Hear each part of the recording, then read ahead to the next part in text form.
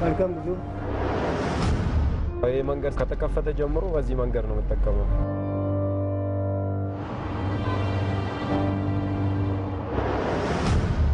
ማንኛውም አሽከርካሪ በተወሰነው ሰዓት በፈለገው ሰዓት የሚደርስበት ቦታ ይደርሳል። በጣም አሪፍ ነው መንገዱ። ሰዓት ይቆጥባል። ስትሄድም ስትመጣም ነዳጅ ይቆጥባል። ለዚህ ጋር ዘግቶ ሌላ ደርቦ የሚቆም ሁሉ አለ። ያ ሁሉ ይቀርቷል።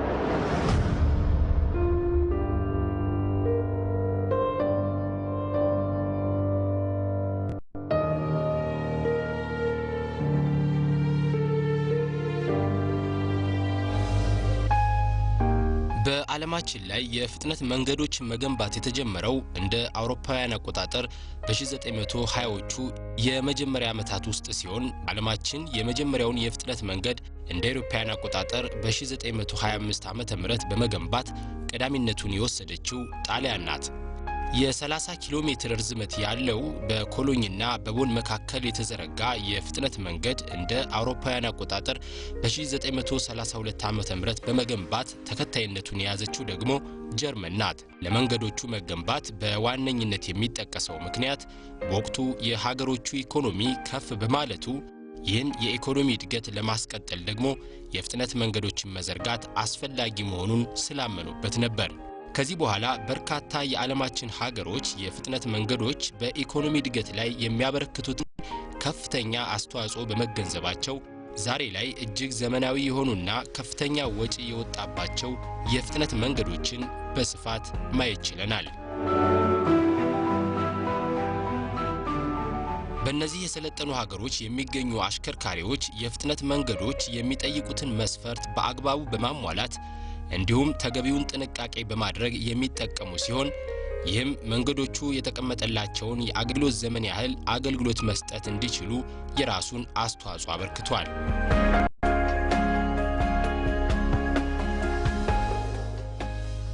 አዲስ አዳማ በሀገራችን የመጀመሪያው የፍጥነት መንገድ ነው።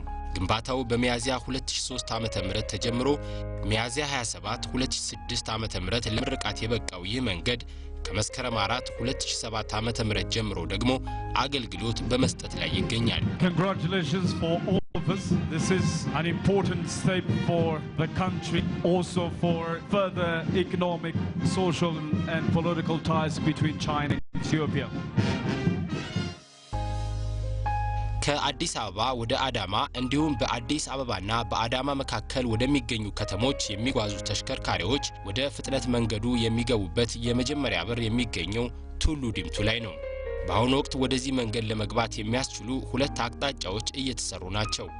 የመጀመሪያው ወደ ዱከም በሚሄደው መንገድ ላይ አዲስ በተሰራው አደባባይ አድርገው ለሚመጡ ተሽከርካሪዎች ሲሆን ሁለተኛው ደግሞ ከሲኤምሲ አቅጣጫ ለሚመጡ ተሽከርካሪዎች መግቢያነት የሚያገለግል ነው።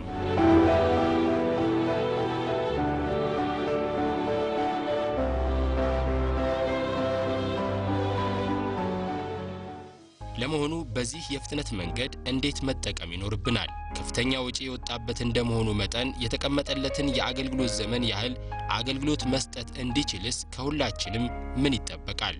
የፕሮግራማችን ትኩረት ነው።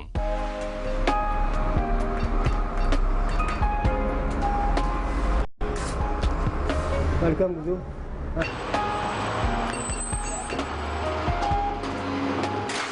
መልካም መንገድ መግባበር ላይ ነው የምሰራው። መግባበር ማለት መኪና ሲገቡ ታርጋ ቁጥሩ አስገብቼ ትኬት እንቆርጣለን። እሺ መልካም ብዙ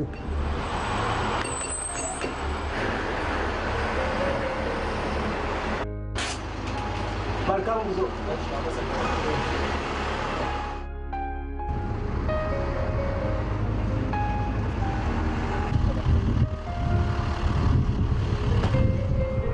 ይህ ቦታ ወደ መንገዱ የሚገቡ አሽከርካሪዎች የክፍያ ትኬት የሚቀበሉበት ከመንገዱ የሚወጡ አሽከርካሪዎች ደግሞ ክፍያ የሚፈጽሙበት ቦታ ነው። ስለሆነም ወደዚህ ቦታ የሚመጡ አሽከርካሪዎች ተገቢውን ፍጥነት ጠብቀው ወደ ክፍያ መፈጸሚያ ቦታው መጠጋት ይኖርባቸዋል። ከዚህም በተጨማሪ ደግሞ የራሳቸውንና የሌሎችን ጊዜ ለመቆጠብ የክፍያ ትኬታቸውን እንደዚሁም የሚከፍሉትን ገንዘብ አዘጋጅተው መምጣት ይኖርባቸዋል። አሁን ጉዟችን ወደ አዳማ ነው። አብራችሁኑ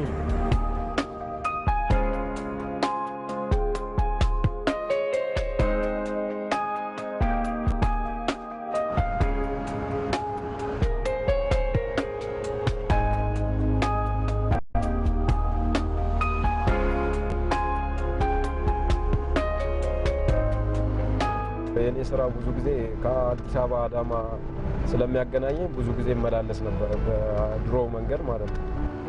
ይሄ መንገድ ከተከፈተ ጀምሮ በዚህ መንገድ ነው የምጠቀመው።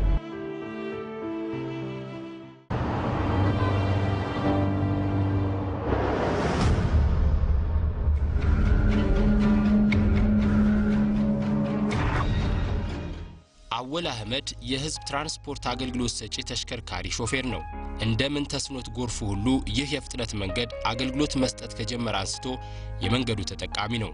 ዛሬ ግን በማይፈቀድ ቦታ ላይ ተሽከርካሪውን አቁሟል። አጋጣሚ ተኛብኝ። አሁን ደግሞ ያው እየቀየርኩ ነው። ሁሉም ሹፌሮች እንደዚህ የተሟላ ነገር ይዞ መግባት ጥሩ ይመስለኛል።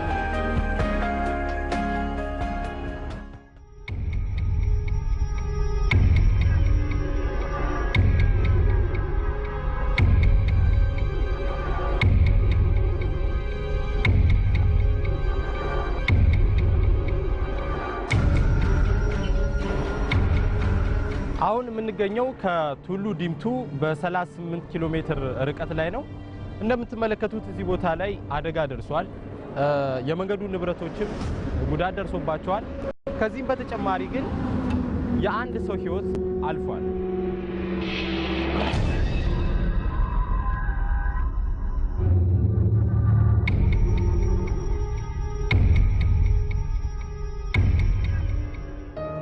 መኪና ተገልብጦ ነው የመጣሁት።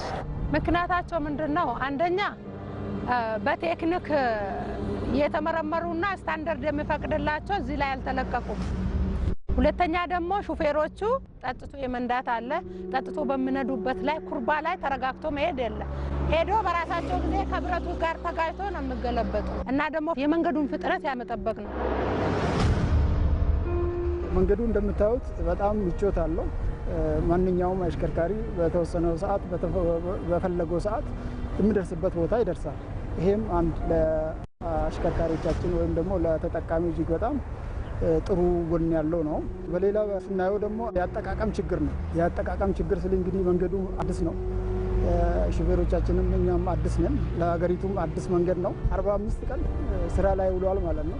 በዚህ 45 ቀን ውስጥ የደረሰው አደጋ ብንወስድ 2 የሞት አደጋ ተመዝግቧል። በዚህ በ2 ሞት አደጋ 3 ሰው ህይወቱ አልፏል። ሌላው የንብረት ጉዳት ነው።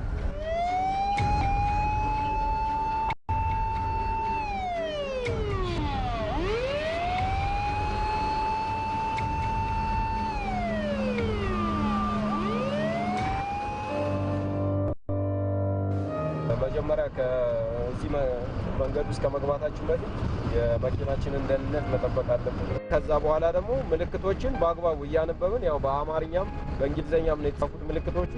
ስለዚህ ህጉን ተከትለን ማሽከርከር እንዳለብን ነው።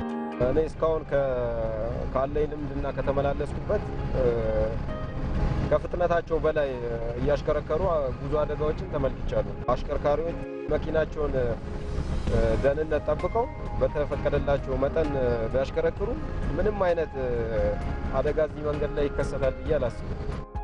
በርካታና ዘመናዊ የፍጥነት መንገዶች በሚገኙባቸው ሀገሮች ውስጥ ቀደም ሲል አሽከርካሪዎች መንገዶቹ የሚጠይቁትን የአጠቃቀም መስፈርት በአግባቡ ካለማወቅና ካለመተግበር የሚከሰቱ የተለያዩ ችግሮችና አደጋዎች ይታዩባቸው ነበር። ከሚደርሱ አደጋዎችና ከሚያጋጥሙ ችግሮች መካከል ደግሞ አብዛኞቹ በፍጥነት መንገዶቹ ላይ የማሽከርከር ልምድ በሌላቸው አሽከርካሪዎች የሚፈጸሙ ነበሩ።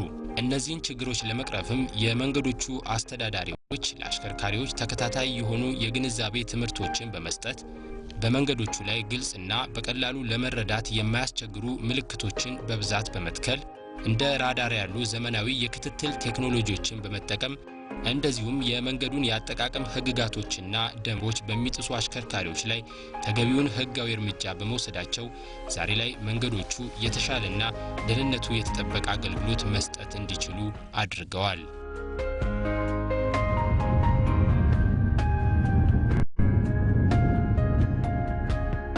ዱከም ቢሾፍቱና ሞጆ በአዲስ አበባና በአዳማ መካከል የሚገኙ ከተሞች ናቸው። አዲስ አዳማ የፍጥነት መንገድም ወደ እነዚህ ከተሞች የሚያስገቡ በሮች አሉት። ወደ ዱከም ተጉዘን የዋናውን መንገድ የትራፊክ እንቅስቃሴ ቃኝተን እንመለስ።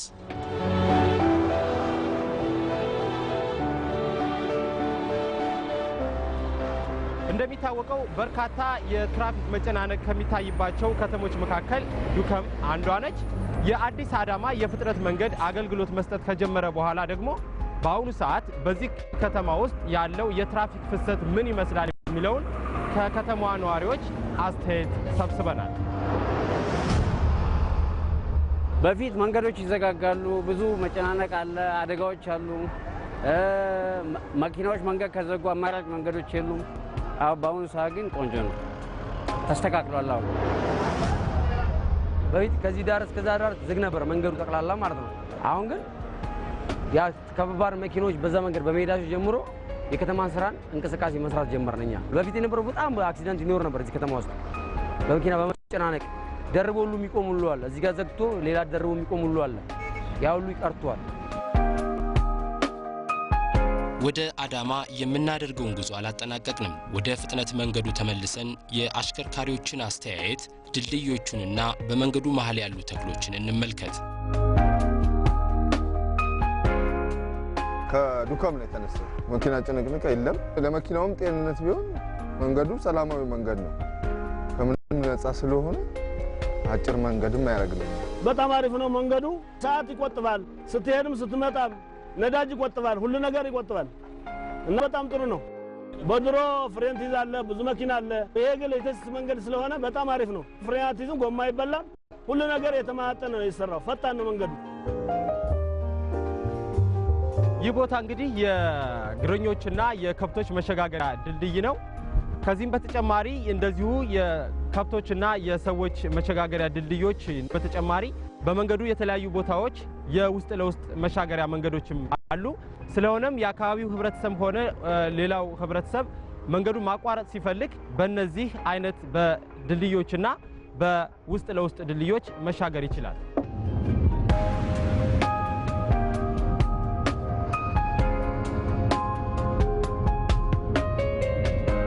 እነዚህ ተክሎች ለመንገዱ ውበት ከመሆናቸው ባሻገር በምሽት ለሚያሽከረክሩ አሽከርካሪዎች ከፍተኛ ጠቀሜታ አላቸው።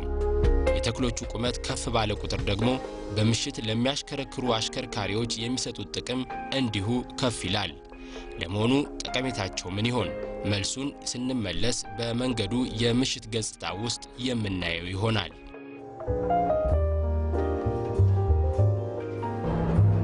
ይህ የፍጥነት መንገድ ከፍተኛ ወጪ የወጣበት እንደመሆኑ መጠን የተቀመጠለትን የአገልግሎት ዘመን ያህል አገልግሎት መስጠት ይኖርበታል። ስለሆነም የመንገዱን ደህንነት የመጠበቅና የመንከባከብ ኃላፊነት የሁላችንም ነው። አውሮፓ የገባው ነው መስለኝ። ጥሩ መንገድ ነው፣ በስነ ስርዓት እንዲያዝ ነው መልእክቴ ማስተላለፍ ለኢትዮጵያ ሹፌር በዚህ ለሚሄዱ ሁሉ። በራሳችን አቅጣጫ ብንሄድ የመጋጨት የመገልበጥ ኖችን ከቀነስን መንገዱም እድሜ ሊኖረው ይችላል። አሁን ከምንተስኖት ጎርፉ ጋር ወደ አዳማ የምናደርገው ጉዞ እንቀጥል። እኛው መንገድ ላይ 3 አይነት የፍጥነት ፍቃድ አለው። አንደኛው ለከባድ መኪና ከ60 እስከ 80፣ ሁለተኛው ደግሞ ከ100 እስከ 120 ነው። እኔ እየተጠቀምኩበት ያለሁት መደበኛውን ከ80 እስከ 100 የሚፈቅደውን የፍጥነት መንገድ ነው። አሁን የሙቀት መለኪያ ጌጄ ከግማሽ በላይ ስለሆነ የሙቀቱን እንትን ቼክ ማድረግ አለብኝ።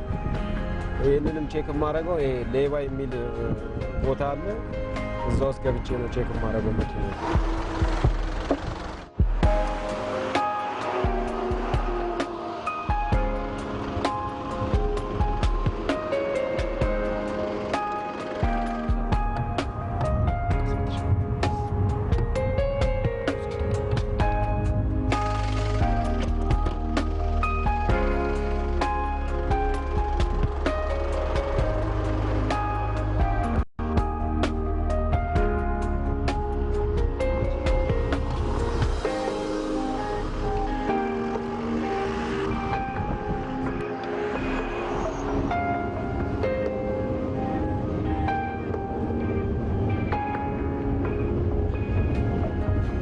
አሁን ወደ አዳማ ለመግባት ወደሚያስችለው መውጫ በር ላይ ደርሰናል። ምንተስኖት በፍጥነት መንገዱ የተጓዘውን ኪሎ ሜትር ቁጥር መሰረት አድርጎ የሚሰላውን የአገልግሎት ክፍያ መክፈል ይጠበቅበታል።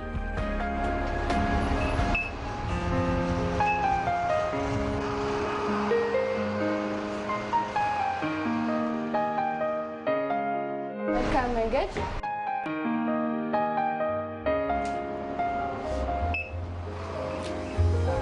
እሺ መልካም መንገድ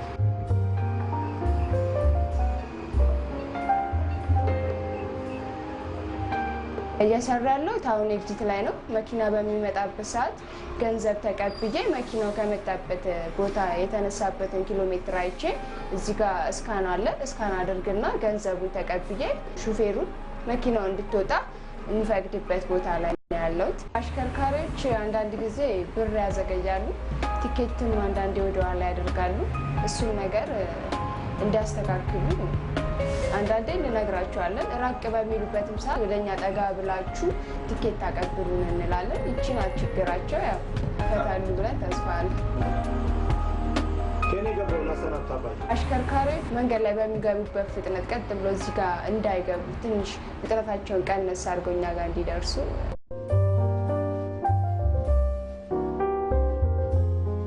በዚህ የ78 ኪሎ ሜትር ርዝመት ባለው የፍጥነት መንገድ ላይ የመንገዱን እንቅስቃሴ የሚቃኙ 76 ካሜራዎች ተተክለዋል። የእነዚህን ካሜራዎች ቅኝት ለመከታተልና ለመቆጣጠር እንደዚሁም የክፍያ ስርዓቱን ለመከታተል የሚያስችሉ ክፍሎችም በየከተሞቹ መግቢያ በሮች ላይ ይገኛሉ። በካሜራዎቹ እይታ ውስጥ ያልሆኑ የመንገዱ ክፍሎች ደግሞ በተንቀሳቃሽ ተቆጣጣሪዎች ይቃኛሉ። ይህ ቱሉ ዲምቱ የሚገኘው ዋና የመቆጣጠሪያ ክፍል ነው።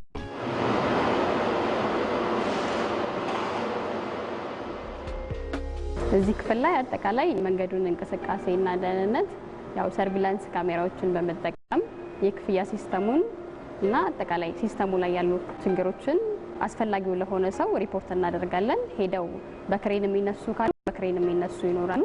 ሌሎችም በየመንገዱ ማለት በተወሰኑ ኪሎ ሜትር ርቀቶች ላይ የመልእክት ማስተላለፊያ ሰሌዳዎች አሉ። እነሱ ላይ ለምሳሌ የአምቡላንስ ስልክ ቁጥር ካለ የፖሊስ የሚያስፈልጋቸው መረጃዎችን በሙሉ እናስተላልፋለን ማለት ነው።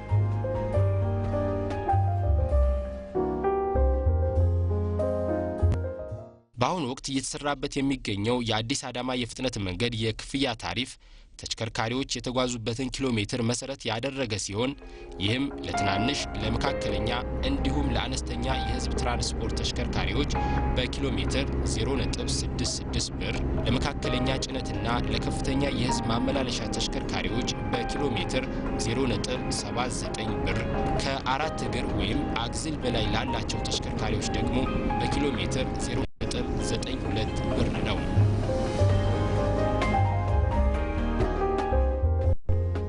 አሁን አዳማ የነበረንን ጉዳይ ጨርሰን አዳማ ዋና የክፍያ ጣቢያ በር እየሄድን ነው። ወደ አዲስ አበባ ልንመለስ። ምንተስኖት እንግዲህ ይሄ መንገድ ላንተ ምንድነው የፈጠረልህ አዲስ ነገር? ያው ጠዋት እንዳየው ያለምንም መጨናነቅ በሰዓቴ ወደ ስራዬ ተመልሻለሁ።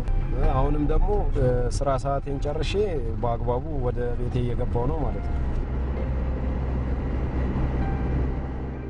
ከጊዜ አንፃር ምን የቆጠበልህ ነገር አለ? ከጊዜ አንፃር በጣም ብዙ ነገር ቆጥቦልኛል። አሁን በድሮ መንገድ ቢሆን ክራውድድ ስለሚሆን ወይና ማደር አለብኝ፣ ለተጨማሪ ወጪ ነው የምደረገው ማለት ነው። እነሆ ቀን የተመለከትናቸውና በመንገዱ መሃል ላይ የሚገኙ ተክሎች ከተቃራኒ አቅጣጫ በሚመጣ ተሽከርካሪ መብራት አሽከርካሪዎች እይታቸው እንዳይጋረድ ማድረግ ችለዋል። እናም መልካም ጉዞን ለማረጋገጥ በመንገዱ ላይ የሚገኙ ንብረቶችን ሁሉ መንከባከብና መጠበቅ አስፈላጊ ነው። በኔ በኩል መንገድ ዳር የተተከሉትን ምልክቶችና ትዕዛዞችን በአግባቡ እየተመለከትኩ እየተረዳው በዛ መሰረት እጠቀማለሁ። የፍጥነት ገደቤንም ወስኜ አደጋ ላለማድረስ ምልክቶችን ላለመግጨት በዛ መሰረት ነው ጥንቃቄ ማድረግ። ሌሎች አሽከርካሪዎችም ምን ማድረግ አለባቸው ብለህ መልእክት ታስተላልፋለህ? በህጉ መሰረት የፍጥነት ወሰናቸውን ገድበው እንደገና ደግሞ ምልክቶችን በአግባቡ በመጠቀም ባለመግጨት ለመንገዱ ጥንቃቄ እንዲያደርጉ ነው መልእክት ማስተላለፍ።